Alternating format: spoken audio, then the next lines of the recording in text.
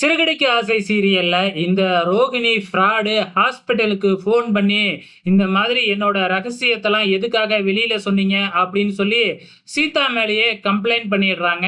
இப்ப அந்த ஹாஸ்பிட்டலோட ஹச்ஆர் சீதாவை கூப்பிட்டு இதுக்கப்புறம் உனக்கு வேலை இல்லை, நீ எப்படி வந்து வெளியில சொல்லலாம் இந்த விஷயத்தெல்லாம் அப்படின்னு சீதாவை வாங்குன்னு வாங்கிடுறாங்க.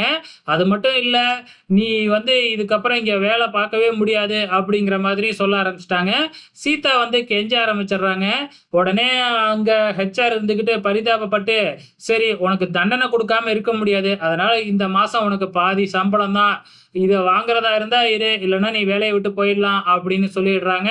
சீதா வேற வழியே இல்லை, பாதி சம்பளம்னாச்சும் கொடுங்க அப்படின்னு அந்த தண்டனையை ஏத்துக்கிறாங்க.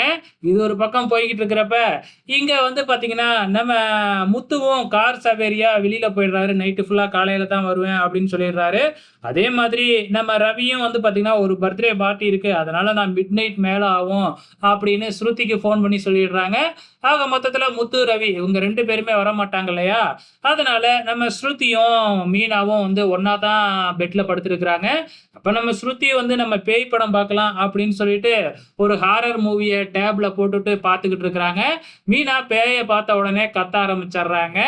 அங்க வர்ற விஜயா இருந்துகிட்டு மீனாவை பிடிச்சி திட்டிடுறாங்க. அது மட்டும் இல்ல, ஒழுங்கா டேப்பை ஆஃப் பண்ணிட்டு ஒழுங்கா போய் தூங்குங்க, நைட்ல ஏன் இப்படி கத்திக்கிட்டு இருக்கீங்க அப்படின்னு சொல்றாங்க. உடனே ஸ்ருதி இருந்துகிட்டு, ஏன் நீங்களாம் பேயை பார்த்தா பயப்பட மாட்டீங்களா அப்படின்னு கேட்க, அங்க விஜயா இருந்துகிட்டு, உன்ன மாதிரி சின்ன பசங்க தான் பயப்படுவாங்க, நான்லாம் அப்பயே எங்க ஊர்ல திருவிழாவுக்கு தனியா நைட்ல போயிட்டு வருவேன், எனக்கெல்லாம் பேயை பார்த்தெல்லாம் ஒரு பயமும் இல்லை அப்படின்னு சொல்லிட்டு போயிடுறாங்க. இது வந்து நம்ம ஸ்ருதிக்கு ஏத்தி விட்ட மாதிரி ஆயிடுச்சு. ஒரு வழி பண்ணிடணும் அப்படின்னு சொல்லிட்டு விஜயாவ பயப்படுத்த ஆரம்பிக்கிறாங்க.